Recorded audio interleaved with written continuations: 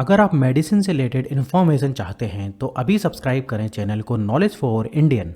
तो आज के इस वीडियो में हम बात करेंगे टीएलसी के बारे में, या फिर टीएलसी टेस्ट क्या होता है, या फिर टीएलसी क्यों बढ़ता है और क्यों कम होता है, और अगर बढ़ जाए या कम हो जाए तो क्या करना चाहिए, क्या मेडिसिन लेना चाहिए। तो बहुत सारी जो जानकारियाँ हैं आज के इस वीडियो में मैं आपको दूंगा। तो देखिए दोस्तों, सबसे पहले तो हम बात करते हैं कि टीएलसी होता क्या है। तो टीएलसी जो है वो होता है टोटल ल्यूकोसाइट काउंट, या फिर आप इसको डब्ल्यूबीसी भी बोल सकते हो, ये सेम ही होता है। या फिर जो है हिंदी में इसको जो है श्वेत रक्त कोशिकाएं भी बोलते हैं।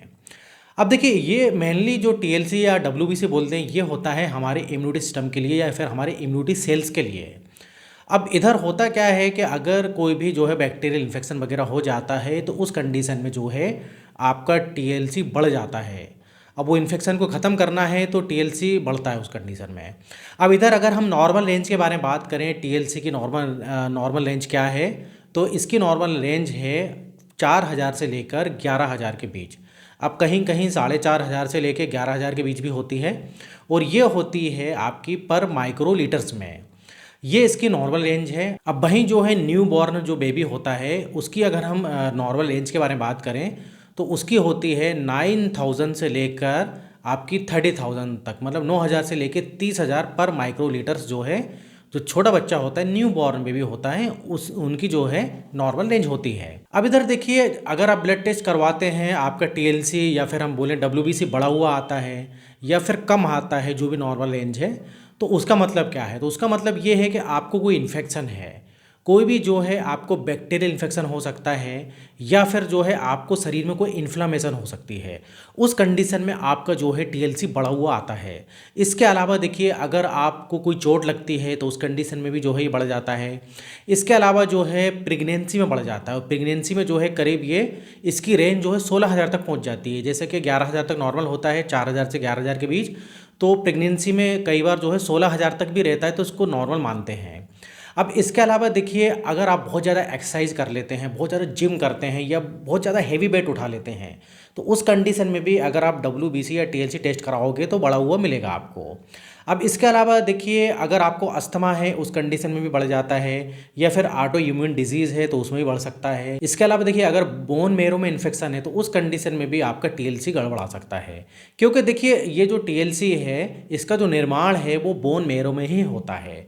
तो कई बार जो है बोन मेरो को इन्फेक्शन होने के कारण भी इसकी रीडिंग ऊपर नीचे आपको मिल सकती है।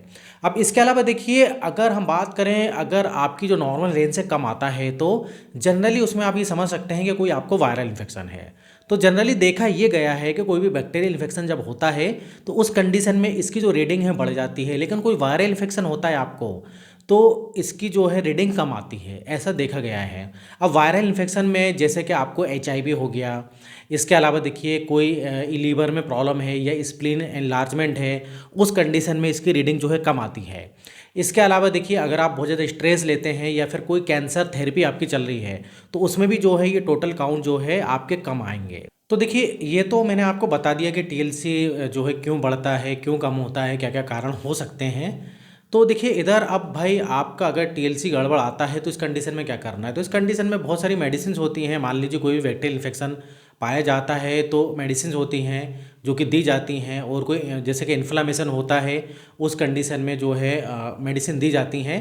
तो ये जो है आप डॉक्टर के पास जाएंगे तो वो आपको देखेंगे किस प्रकार का इन्फेक्शन है, तो उस प्रकार से जो है आपकी मेडिसिन चलती हैं।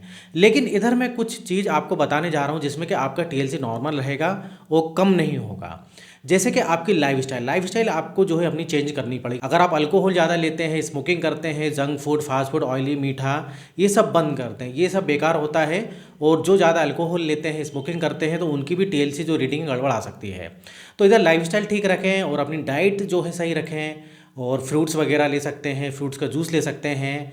इसके अलावा देखिए, आपको ज़्यादा स्ट्रेस नहीं लेना है। और अस्थमा है अगर आपको तो उस कंडीशन में भी आपके जो है टीएलसी गड़बड़ होगा, बढ़ जाएगा। तो अस्थमा है अगर आपको, तो जो इनहेलर वगैरह आते हैं वो आपको लेना पड़ेगा। इसके अलावा जो है आप एक्सरसाइज वगैरह करते रहें तो इससे जो है टीएलसी डब्ल्यूबीसी नॉर्मल रहता है। तो इधर दोस्तों, छोटी सी जो जानकारी है मैंने टीएलसी के बारे में आपको बताने की कोशिश की है। तो वीडियो अच्छा लगे तो आप लाइक कर सकते हैं। तो अगर आपको इस टाइप से और भी वीडियो देखना है हेल्थ और मेडिसिन से रिलेटेड, जो कि मैं डेली बनाते रहता हूँ, तो आप मेरे चैनल को सब्सक्राइब भी कर सकते हो अगर आपने मेरे चैनल को सब्सक्राइब नहीं किया है तो। तो मेरा वीडियो इधर ही खत्म होता है, और वीडियो अच्छा लगे तो लाइक कर दीजिएगा। फिर मिलेंगे नेक्स्ट वीडियो में, जब तक आप बने रहिए देखते रहिए आपके अपने चैनल में नॉलेज फॉर इंडियन।